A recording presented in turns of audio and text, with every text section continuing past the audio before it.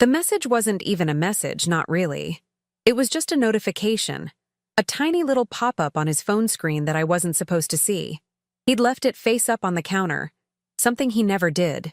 Habitually, obsessively, he always kept it tucked away, face down or in his pocket. But that morning, rushing out the door, he'd forgotten. And there it was. A name I didn't recognize, followed by a heart emoji and a time. Late, very late, last night. My breath hitched. It wasn't a friend's name. It wasn't a colleague. It was a woman's name I'd never heard him mention. And that little, innocent-looking heart felt like a punch to the gut. My hands started to tremble, the coffee cup rattling against the saucer. Just a name. Just an emoji. It could mean anything, right? A work project? A friend in trouble? My mind, desperate to protect itself, scrambled for rational explanations. But my gut was screaming. Later that day, when he came home, I tried. I tried to be calm, to be reasonable. "Hey," I started, my voice sounding unnaturally tight. "Whose name I saw?" I watched his face. The flicker of surprise, quickly masked. The way his eyes darted away for just a fraction of a second. The forced casualness in his reply. "Oh, just someone from work. We had a late project meeting." A late project meeting that ended with a heart emoji at 1 a.m.? My gut twisted harder. But I pushed it. "A heart emoji?" I asked, trying to keep my tone light, inquisitive, not accusatory. That's when the shift happened. The casualness evaporated, replaced by a sudden cold defensiveness. His jaw tightened. His eyes narrowed slightly. "Are you going through my phone?" he asked, his voice low and dangerous. "No, of course not," I said, genuinely shocked by the accusation. "I just saw the notification when your phone was on the counter." He scoffed. A short, sharp, dismissive sound. "You're being ridiculous. It's just a work contact. You're imagining things." Imagining things? My voice rose a little despite myself. A heart emoji at 1 a.m. is imagining things? And that's when he said it. The words that would echo in my head for weeks. The words that stripped away years of trust and security. The words that planted a seed of cold, hard resolve in the place where my heart used to be. He leaned back, crossing his arms, a look of weary exasperation on his face. "Honestly, my name. You're being paranoid. You're letting your imagination run wild. You're acting completely crazy. Crazy." The word hung in the air between us, heavy and suffocating. Not just mistaken, not overreacting. Crazy. As if my intuition, my perfectly valid suspicion based on a concrete piece of evidence, was a symptom of mental instability. He wasn't just denying what I saw. He was pathologizing my reaction to it. He was trying to make me doubt my own sanity, to make me believe that the problem wasn't his behavior, but my mind. In that moment, something inside me snapped. It wasn't an explosion of rage. Not yet.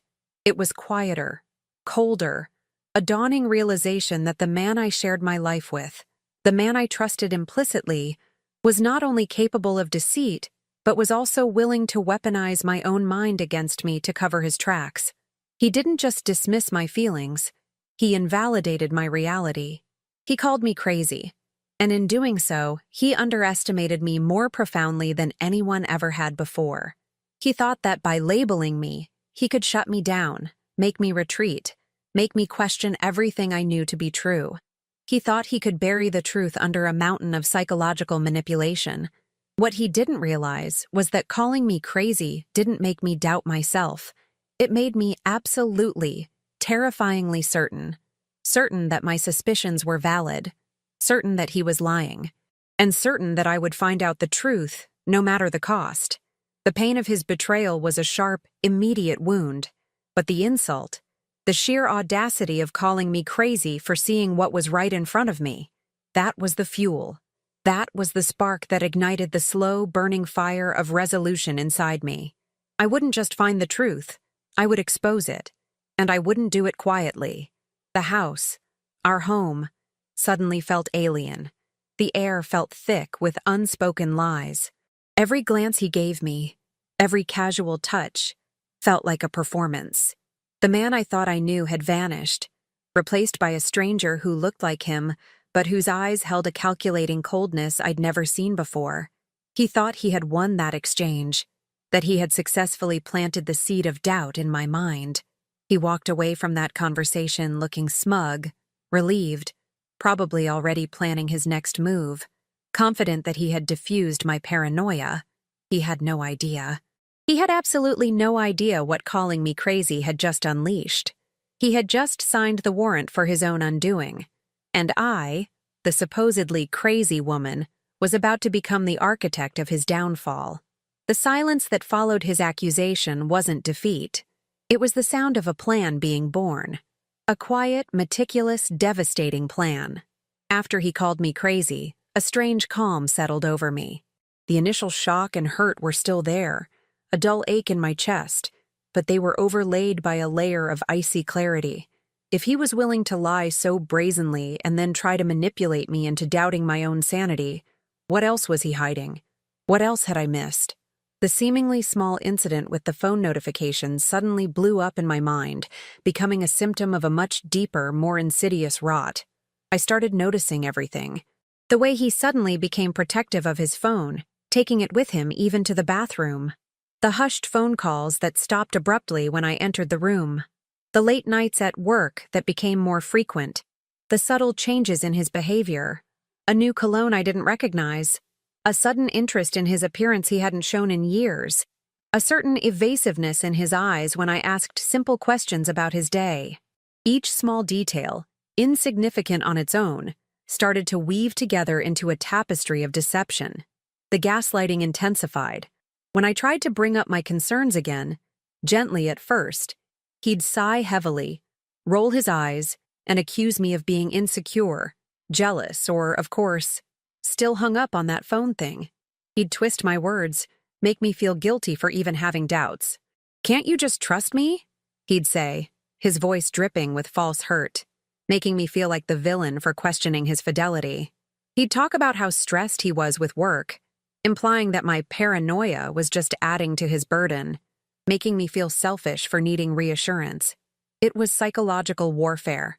He was systematically dismantling my confidence, making me question my judgment, my memory, my perception of reality.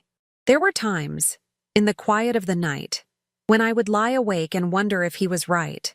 Was I just being insecure? Was I imagining things? Was I perhaps going a little crazy? The doubt he planted was insidious, a tiny worm eating away at the edges of my certainty. But then I would remember the name, the emoji, the look on his face, and I would remember the cold, hard fact that he had lied. A simple lie, maybe, but a lie nonetheless.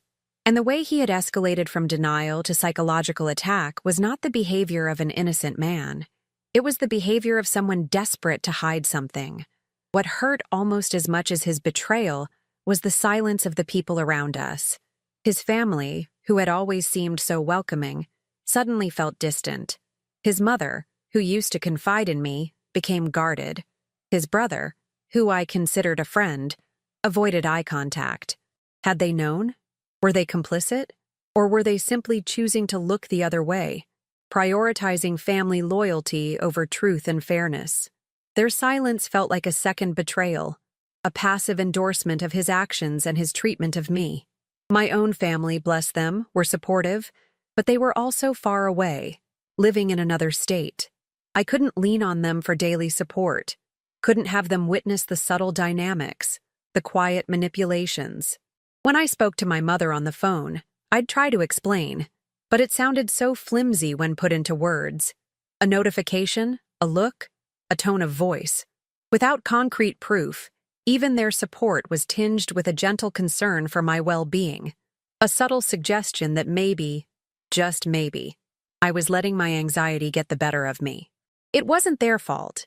He was a master manipulator, and he had convinced everyone around him that he was the wronged party, dealing with a difficult, paranoid wife. The feeling of isolation was suffocating. I was living a lie, surrounded by people who either believed the lie, were part of the lie, or were too afraid to challenge it. I felt like I was drowning, gasping for air, while everyone else stood on the shore watching. And through it all, the phrase echoed in my mind, I gave them everything, and they discarded me like nothing. It wasn't just about the potential infidelity anymore. It was about everything. The years I'd invested in our relationship, in building our life together, in supporting his career, in trying to build bridges with his distant family, the emotional labor, the compromises, the sacrifices. I had poured my heart and soul into this life, into these relationships, only to be treated as disposable, as a problem to be managed and dismissed when I started to see the cracks in the facade. I thought about the times I'd put his needs before mine, the times I'd defended him to others, the times I'd celebrated his successes as if they were my own. I had been loyal, supportive, and loving, and in return, I was being lied to, manipulated, and called crazy. The sheer injustice of it was a physical pain. It wasn't just emotional betrayal. It felt like a fundamental violation of trust, a complete disregard for my worth as a person and a partner. The tension in the house was a constant humming presence. Every shared meal felt like a performance. Every conversation was a tightrope walk. I had to pretend, to act like everything was normal, while inside I was seething, observing, gathering information. The woman he called crazy was watching, listening, and learning. He thought he had silenced me, but he had only forced my investigation underground. He thought he had made me doubt myself, but he had only solidified my resolve. The pain of his betrayal and the humiliation of being called crazy were forging me into something harder, something colder, something determined to expose the truth, no matter how ugly it was. The time for questioning and doubting was over. The time for action was coming. The shift from pain to planning wasn't a sudden dramatic event. It was more like water freezing, a slow, internal hardening. The tears stopped flowing, replaced by a dry-eyed focus. The frantic energy of suspicion gave way to a quiet, methodical determination. He wanted to call me crazy? Fine. I would act the part of the slightly off, easily dismissed wife while, in reality, I was building a case against him brick by painstaking brick.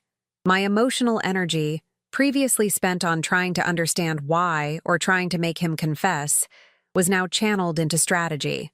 I stopped confronting him. I stopped asking questions that he would only deflect or turn back on me. Instead, I became an observer. I watched his patterns, his habits, his digital footprint. He was sloppy.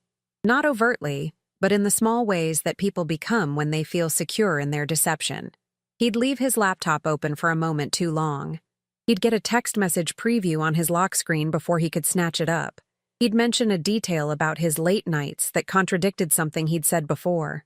I started keeping a quiet log, a mental note, sometimes a quick note on my phone disguised as a shopping list. Dates, times, inconsistencies. The key was patience and silence. The less I reacted, the more comfortable he became, the more careless he got. He saw my quietness as acceptance, as a sign that his gaslighting had worked, that I had finally succumbed to believing I was crazy. He couldn't have been more wrong. My silence wasn't confusion, it was calculation. I started with the digital trail. I wasn't a tech expert, but I was resourceful. I learned about cloud backups, about data recovery, about tracking apps that could be installed remotely, legally through shared accounts or devices I had access to. It was painstaking work, done late at night after he was asleep, or during the day when he was at his late meetings. It felt illicit, like I was breaking some unspoken rule, but he had already shattered the fundamental rules of our marriage. My conscience was clear. I was simply gathering evidence of the reality he was so determined to hide. And then there was the hidden ally, someone I hadn't expected, someone who had seen more than they let on. It was his cousin's name, not Vanessa, Claire, James, or Emma, a quiet woman who worked in the same building as him. She'd always been kind to me but reserved. One day she sent me a cryptic message. "Are you okay?" I saw something that worried me. It was a lifeline. We met discreetly, away from prying eyes. She was hesitant at first, afraid of causing trouble, but when I shared just a fraction of what I suspected, of how he was treating me, her hesitation turned into quiet fury. She hadn't seen anything definitive, but she'd seen him with other woman's name, not Vanessa, Claire, James, or Emma. Lunches, coffees, a familiarity that went beyond professional. More importantly, she had access. Access to shared calendars, to expense reports, to company visitor logs. She became my eyes and ears on the inside, providing crucial pieces of the puzzle. But the real game changer, the thing that made the 10 steps ahead feeling solidify, was something I had done years ago, almost on a whim. When we bought our house, his credit wasn't great, so the mortgage was solely in my name. He'd always brushed it off, saying it was just easier that way. What he didn't know was that I had quietly set up a separate savings account, funded by a small inheritance I received, specifically for unexpected issues with the house, or subconsciously, perhaps, for a rainy day. It was a significant amount, enough to give me options, leverage, and independence if I ever needed it. It was my safety net, and he had no idea it existed. As I gathered the evidence, screenshots of messages, copies of expense reports showing meals and gifts that weren't for clients, visitor logs showing other woman's name, visiting his office at odd hours, even a few photos cousin's name managed to discreetly take, the picture became horrifyingly clear. It wasn't just a fling, it was a full-blown, long-term affair. And he wasn't just lying to me. He was using our joint finances, the money I helped earn and manage, to fund his double life. The late work meetings were dates. The stress was the stress of juggling two lives. The paranoia he accused me of was simply my accurate perception of his deceit. The pain was still there, a cold knot in my stomach. But it was now mixed with a potent cocktail of anger and a strange, almost exhilarating sense of power. He thought he was so clever, so in control. He thought he had me fooled, isolated, questioning my own mind. He thought he could call me crazy and walk away unscathed. He had no idea that while he was busy weaving his web of lies, I was quietly, meticulously, building a stronger, unbreakable web of truth around him. Every dismissive word, every patronizing sigh, every accusation of paranoia, they weren't breaking me. They were fueling my resolve. I wasn't just gathering evidence. I was crafting a narrative, a presentation of facts so undeniable that no amount of gaslighting or denial could stand against it. The surprise lunch wasn't just a spontaneous idea. It was the carefully chosen stage for the final act of my plan. The audience? Everyone he had lied to, everyone whose silence had hurt me, everyone who needed to see the truth about the man they thought they knew. He called me crazy. Soon, the world would see just how sane I was, and how devastatingly effective. The day of the surprise lunch arrived with a strange, almost surreal calm. I had invited both families, mine, who had flown in, bless them, still slightly worried about my stress, and his. I'd told them it was a get-together, a chance for everyone to connect, maybe celebrate something small and vague. He'd been mildly annoyed by the sudden plan, muttering about his schedule, but I'd insisted, playing the part of the wife trying to bring everyone together. He agreed, unsuspecting, probably assuming it would be a boring, harmless afternoon he could tolerate before getting back to his real life. The table was set beautifully. Food was laid out. The atmosphere was initially light, filled with polite chatter and the clinking of glasses. His family seemed relaxed. My family seemed cautiously optimistic. He sat at the head of the table, playing the gracious host, his arm occasionally resting on the back of my chair, a picture of the devoted husband. The hypocrisy was almost unbearable, but I held my composure, my face a mask of pleasant normalcy. As dessert was being served, I cleared my throat. A few people looked over. "Before we finish," I said, my voice steady despite the tremor in my hands hidden beneath the table, "I wanted to share something with all of you. Something important." His smile faltered slightly. A flicker of confusion crossed his face. His mother looked at me with mild curiosity. My own mother gave me a small, encouraging nod, probably thinking I was about to announce a new job or something equally benign. I stood up. I hadn't planned to stand, but suddenly it felt necessary, like I needed to literally rise above the lies that had kept me down for so long. I held a simple folder in my hand. "For the past few months," I began, looking directly at him. ignoring the gasps and murmurs that were starting around the table. I've been called many things: paranoid, insecure, emotional, and most often, crazy. His eyes widened. He started to speak. "Now, honey, what is the—" "Silence," I said, my voice cutting through his attempt to interrupt. It wasn't loud, but it was firm, absolute. He actually stopped, stunned by my tone. The room fell silent. "I was called crazy," I continued, my gaze sweeping across the faces of his family, then mine, because I started asking questions.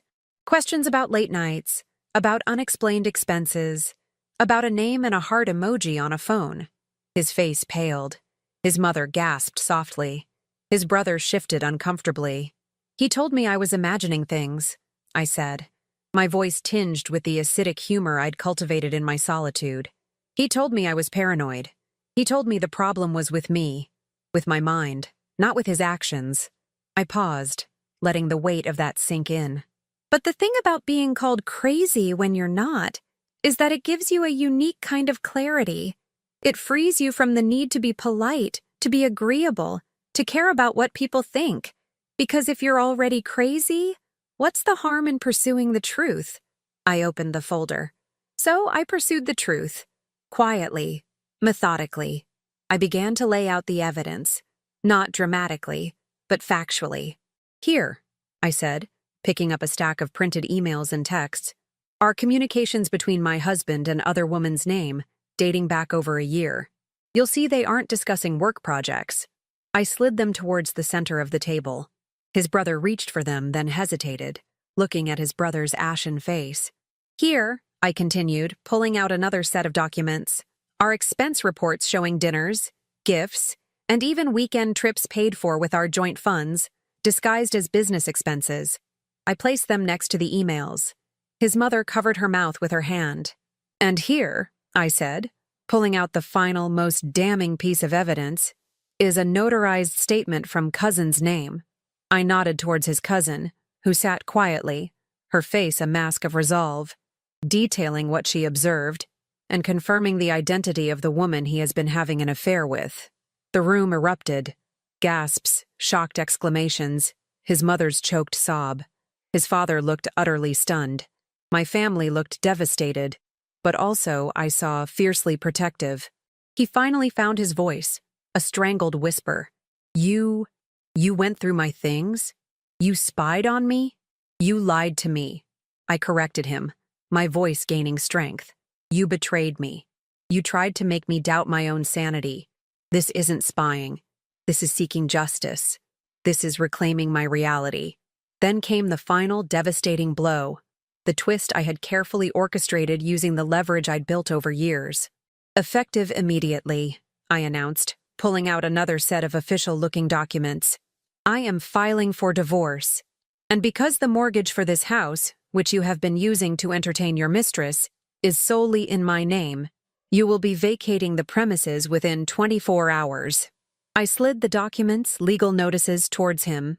"Furthermore, due to the financial irregularities documented here," I gestured to the expense reports, "my lawyer will be pursuing a full audit of our joint accounts and seeking reimbursement for funds misappropriated." His face crumpled. It wasn't just about the affair anymore. It was about the immediate, tangible consequences. He was losing the house, his financial security was about to be scrutinized, and his carefully constructed image was shattering in front of everyone he cared about. His family was in shock. His mother was crying openly. His father was staring at him with a look of profound disappointment. His brother looked away, unable to meet his eyes. They saw not just a cheating husband, but a manipulative liar who had used and discarded the woman who had been a part of their family. The silence that followed my announcement was deafening, broken only by the sound of his ragged breathing. He tried one last time, a desperate, pathetic plea. "You can't do this! You're being irrational! You're crazy!" I met his gaze, my eyes cold and clear. "No," I said, my voice calm, final. "I'm not crazy. I'm just not yours anymore." The satisfaction wasn't loud or triumphant. It was quiet, deep, and absolute. Watching his world collapse wasn't about cruelty. It was about the restoration of balance, the undeniable proof that I was right, that he was wrong, and that actions have consequences. He had called me crazy to silence me. I had used his own words, his own actions, and my quiet preparation to ensure he could never silence me again. The lunch was over. The reckoning had just begun. The aftermath of the lunch was a whirlwind of controlled chaos. His family left quickly, stunned and mortified. My family stayed, offering quiet support, helping me clear the table, their presence a solid comfort in the suddenly empty-feeling house. He packed a bag in silence, his face a mask of disbelief and simmering resentment. There were no more accusations of craziness, just the cold reality of the legal documents I had placed before him. He was defeated, exposed, and alone. Within the promised 24 hours, he was gone. The house, once a stage for his deception and my quiet investigation, felt different, lighter, somehow. The tension that had hummed in the air for months dissipated, replaced by a profound, almost overwhelming quiet. It wasn't a perfect peace. The emotional scars were still raw. The betrayal, the lies, the sheer audacity of his gaslighting, that wouldn't disappear overnight. There were moments of sadness, moments where the memories of what I thought we had would surface, quickly followed by the bitter taste of reality. But underneath the lingering pain was a bedrock of strength I hadn't known I possessed. Being called crazy had forced me to rely solely on myself, on my own intuition and intellect. It had stripped away the need for external validation and replaced it with an unshakable trust in my own judgment. I had faced the worst kind of betrayal, not just infidelity, but the attempt to dismantle my very sense of self. And I had not only survived, I had prevailed. The divorce proceedings were messy, as expected, but the evidence I had meticulously gathered was undeniable. The financial consequences for him were significant, forcing him to confront the reality of his actions in a way that mere words never could have. His reputation, both professionally and within his social circle, took a severe hit. The man who had so confidently called me crazy found himself isolated, his lies exposed for all to see. There was a quiet satisfaction in that, not born of malice, but of a deep-seated need for justice. He had sown deceit, and he was reaping the consequences. My relationship with his cousin's name, deepened. She became a true friend, someone who had seen the truth and stood by me. His family, initially shocked, eventually fractured. Some remained loyal to him, choosing to believe his twisted version of events. Others, particularly those who had seen the evidence, distanced themselves, unable to reconcile the man they thought they knew with the person I had exposed. It was a painful reminder that even truth doesn't always unite people, but it did create a clear division between those who valued honesty and those who preferred convenient illusions. My own family was my rock. They didn't need grand gestures or dramatic pronouncements. Their quiet support, their belief in me when I needed it most, was everything. They saw the toll the ordeal had taken, the weariness in my eyes, but they also saw the resilience, the quiet strength that had emerged. Life wasn't suddenly perfect. Healing is a process, not an event. There were days filled with anger, days with sadness, and days with a strange sense of liberation. I was rebuilding, not just my life, but my sense of self, piece by piece. I was no longer the woman who was afraid to question, who could be easily dismissed or manipulated. I was the woman who had been called crazy and had responded by calmly, methodically, bringing an entire house of cards crashing down. The house, my house now, felt like a sanctuary. I redecorated, painting over the colors we had chosen together, filling the space with things that were solely mine, that reflected my taste, my journey. It was more than just a building. It was a symbol of my independence, my recovery, my victory. Sometimes I would sit in the living room, the afternoon sun streaming through the windows, and think back to that lunch, the forced smiles, the clinking glasses, the moment of silence before I spoke. It felt like a lifetime ago. The pain was still a part of my story, but it no longer defined me. It was a chapter I had closed, a battle I had fought and won. He called me crazy. He thought it would be the end of me, But it was just the beginning, and as I looked out at the quiet street, a profound sense of peace settled over me, the kind that comes not from forgetting, but from overcoming. They underestimated the quiet ones,